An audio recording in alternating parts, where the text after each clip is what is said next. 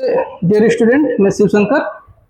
Welcome to my YouTube channels. Today we'll be discuss about the Chargaff's rule. ठीक है, चारकाप्स rule होता क्या है उसको हम देखेंगे और इससे रिलेटेड जो क्वेश्चन है उसको हम लोग सॉल्व करेंगे. ठीक है, जैसे कि in 1950 Erwin Chargaff and his co-workers noticed a pattern in the base composition of nucleotides for different organisms. यानी कि डीएनए का जो स्ट्रक्चर्स है अभी इतना जो डेवलप नहीं हुआ था, उसका स्ट्रक्चर्स अच्छे तरीके से ज्ञात नहीं हुआ था. तो उससे पहले जो 1950 ईस्वी में अरविंद चारकाप और उनके साथियों ने जो है ये नोटिस किया कि प्रत्येक जो जीव है उनमें जो डीएनए पाया जाता है और उसमें जो न्यूक्लियोटाइड का जो पैटर्न होता है वो अलग अलग जीवों में क्या होता है, वो अलग अलग होता है, वो ये वेरी करता है. ठीक है, तो इन्होंने कुछ रूल्स दिए थे, उस रूल्स को हम देखते हैं. यहाँ पे इन्होंने बताया कि जो द परसेंटेज ऑफ एडेनिन, ठीक है ना, ए फॉर क्या है adenine, always equal to percentage of thymine, T for क्या है थायमिन. ठीक है, यानी कि जो एडेनिन का कोई डीएनए है और उसमें एडेनिन का जितना परसेंटेज है वो हमेशा बराबर होगा थायमिन के परसेंटेज से. जैसे मान लीजिए कि डीएनए है, ठीक है, और कौन से डीएनए की हम बात कर रहे हैं, डबल स्टैंडर्ड डीएनए की. ऑलवेज डबल स्टैंडर्ड डीएनए के लिए फॉलो होगा रूल. ठीक है, यहाँ पे जितना परसेंटेज ऑफ एडेनिन है उतना ही क्या होगा परसेंटेज ऑफ जो है थायमिन होगा.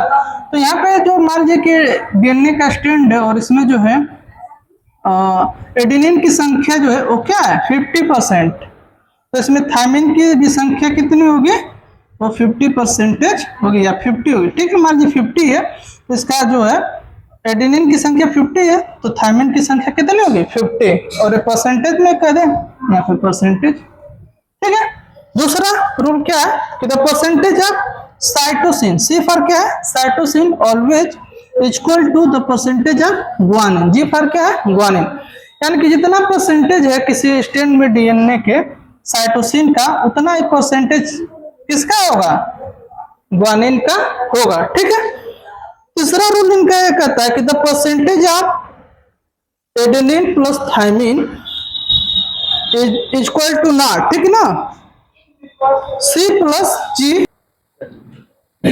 देखिए तीसरा रूल क्या है, the percentage of adenine plus thymine is not equal to cytosine plus guanine. ठीक है ना, यानी कि ये बताते हैं कि जो ए प्लस टी यानी कि एडेनिन और थायमिन की जो संख्या जितनी है, ठीक है ना,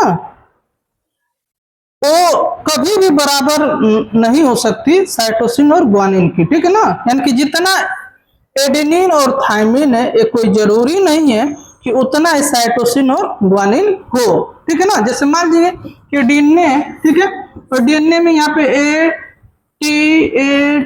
टी, ठीक है ना, अर्जेंट है, तो यहाँ पे मान लीजिए इसके कॉम्प्लीमेंट्री होता तो टी हो जाएगा, ए हो जाएगा, यहाँ पे टी, यहाँ पे ए, यहाँ पे टी, यहाँ पे ए. ठीक है, और यहाँ पे मान लीजिए कि जी है, सी है, जी है, तो इसके कॉम्प्लीमेंट्री सी, यहाँ पे जी, यहाँ पे सी. तो देखिए इसका ए और टी की जो संख्या है वो क्या है, इन जी और सी की अपेक्षा क्या है ज्यादा है. तो जरूरी नहीं कि किसी डीएनए में ए और टी ज्यादा है तो क्या बराबर हो उतना ही सी और जी का भी संख्या. ठीक है ना, जरूरी नहीं होता है. तो ये था चारकाप्स रूल. अब इससे रिलेटेड जो है हम एक क्वेश्चन आपसे पूछते हैं. ठीक है, एक डीएनए है, देखिए क्या है, ए डीएनए है वो 20% एडेनिन, तो हाउ मेनी परसेंटेज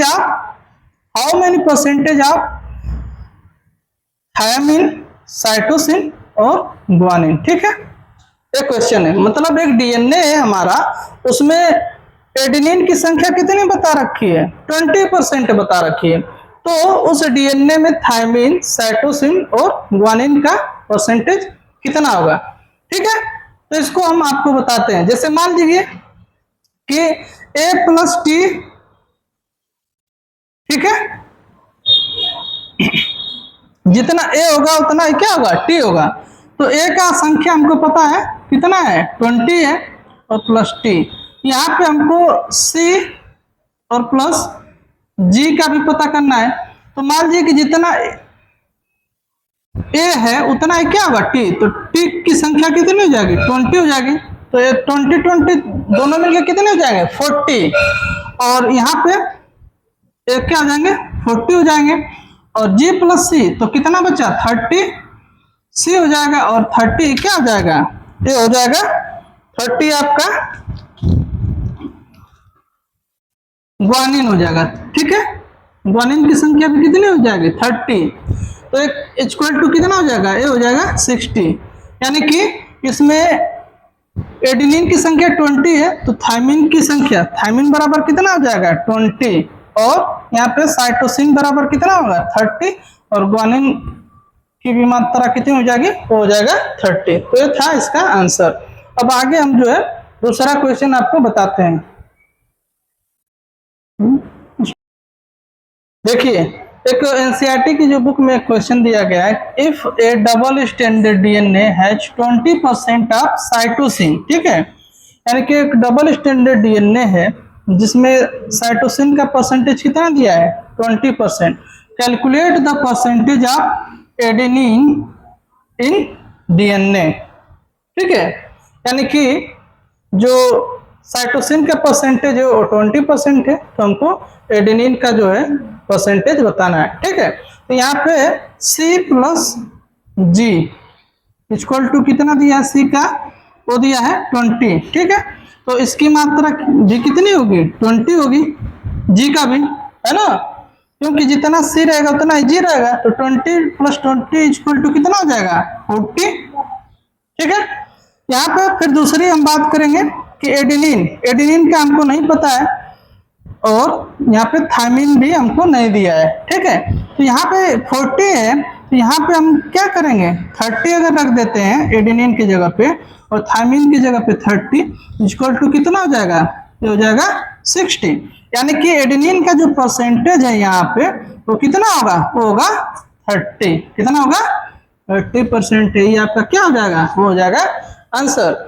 एक चीज और आपको हम बता दें कि जो प्रोकैरियोटिक डीएनए, ठीक है ना, प्रोकैरियोटिक डीएनए और यूकैरियोटिक डीएनए, ठीक है, यूकैरियोटिक डीएनए कैरियोटिक डीएनए में अगर पहचानने को आ जाए तो हम कैसे सीक्वेंस देख के पहचान लेंगे। तो 80 रिच जब सीक्वेंसेस रहेगा, जैसे कोई डबल स्टैंडर्ड आपको डीएनए है और इसमें 80 रिच सीक्वेंसेस मिलेगा तो यूकैरियोटिक डीएनए होगा, और वहां पे अगर जीसी रिच यहाँ पे सीक्वेंसेस मिल रहे हैं जीसी, ठीक है, तो कौन सा डीएनए होगा वो होगा प्रोकैरियोटिक डीएनए। सिंपल सा ऐसे हमको आसानी से क्या कर सकते हैं यूकैरियोटिक और प्रोकैरियोटिक डीएनए में बता सकते हैं, लेकिन हमने आपको कैलकुलेटिव मेथड यानी कि जो चारगाफ रूल से क्वेश्चन आते हैं वो भी हमने आपको बता दिए, और भी इससे रिलेटेड जो क्वेश्चन है हम अगले वाले वीडियो में देखेंगे। अभी के लिए धन्यवाद।